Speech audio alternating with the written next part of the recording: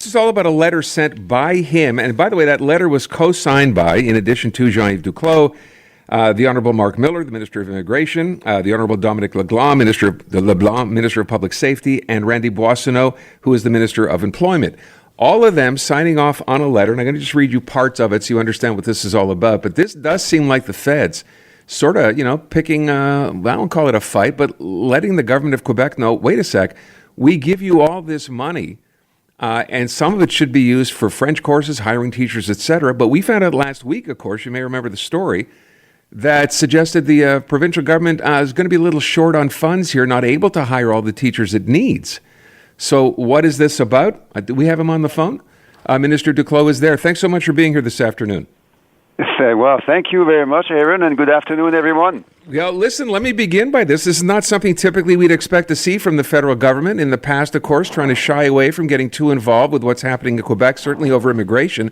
So what brought on this letter, this story about, question about, basically, where has this money gone?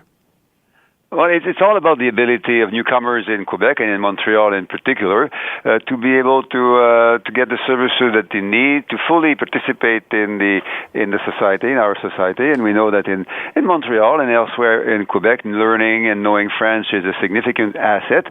But people, newcomers in particular, need the services and the franchisation services that they deserve to be able to do that. So this is obviously a joint responsibility. It's the provincial government that actually manages the French classes, the franchisation exercises, but the federal government provides significant funding for that purpose. It's been like that for many years now.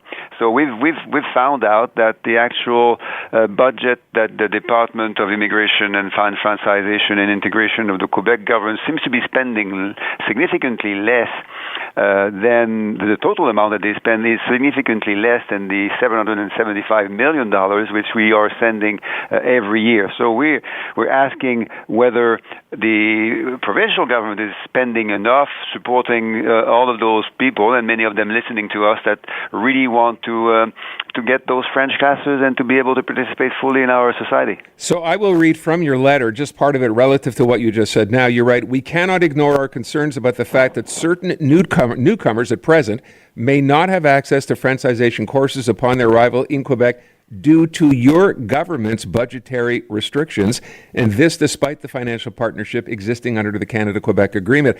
It's not going to come as a secret to you, Minister, that in the past, when issues like this have come up, Quebec's answer has typically been, you know what, give us the money, we'll take care of it, and thanks very much, don't call us. So how is this going to be any different?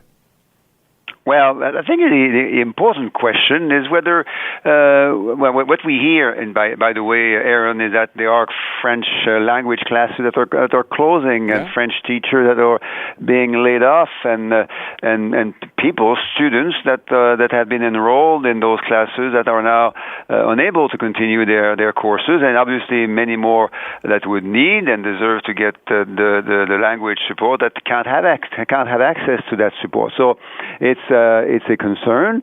It's a concern for us because obviously we want those newcomers in particular to have all the support they deserve. But it's also a concern for the Quebec government, I would suppose, because now when those newcomers don't integrate, don't participate as quickly as they can, then it comes with economic and social and personal costs that are not good for anyone. Again, to the question, though, and I understand that, and I think most people would agree, but this is nothing new that we're hearing in Quebec, where money destined to go one place ends up going somewhere else. In this case, it's money from the federal government. How does this get resolved? I know your letter was sent directly to Jean-François Roberge, the minister. What are you expecting to hear back?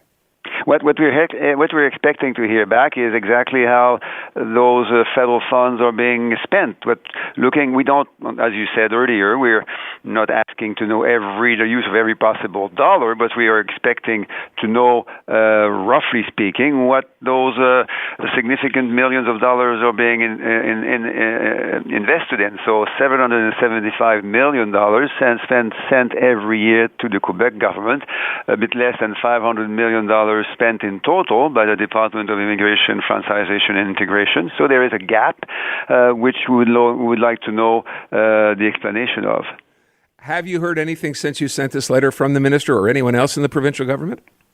No, well, that's expected because obviously they would like to take the time to read the letter, but we expect an answer to come as quickly as possible because these classes are closing quickly, including some of them in my own Quebec City area, and we know it's putting pressure and stress on workers, families, communities, and also businesses because recent changes in the work permit system require newcomers to learn French and to demonstrate an ability, a mastery of French if they want to have their work permits renewed after they have gone through their first work permit. So there's an obligation on them to demonstrate that they have acquired a certain level of French language ability, but that must be accompanied by a sufficient support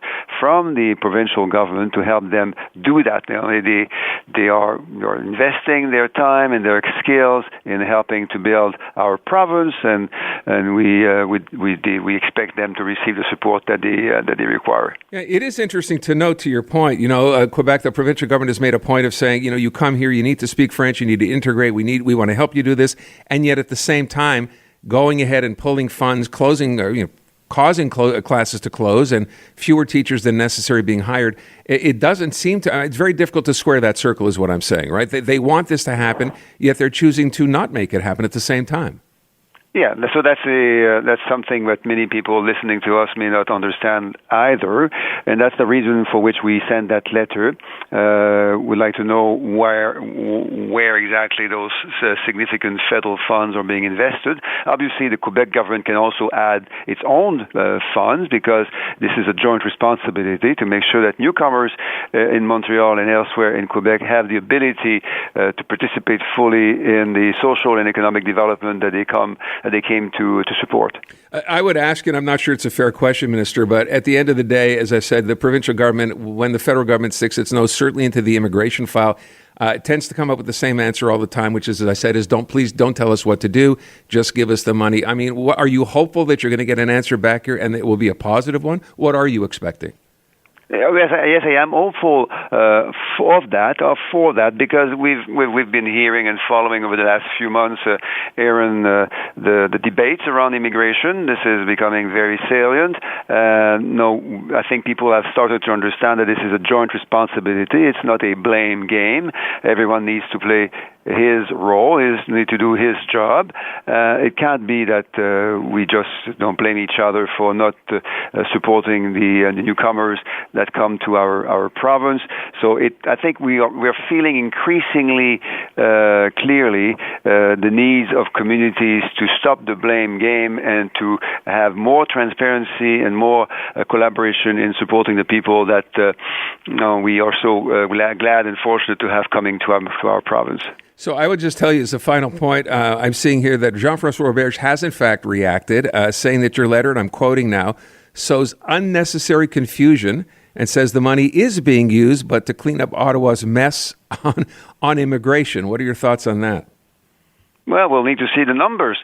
As I said earlier, there is a gap, quite a large dollar gap between what the federal government is sending and what is apparently spent in total by the Department of Immigration, Francization, and Integration. So clarifying that the nature of that gap will help us, I hope and believe, will help us solidify our collaboration. Because again, it cannot be a blame game. It has to be a joint effort to support all of the efforts of our newcomers coming to Montreal and elsewhere in the province.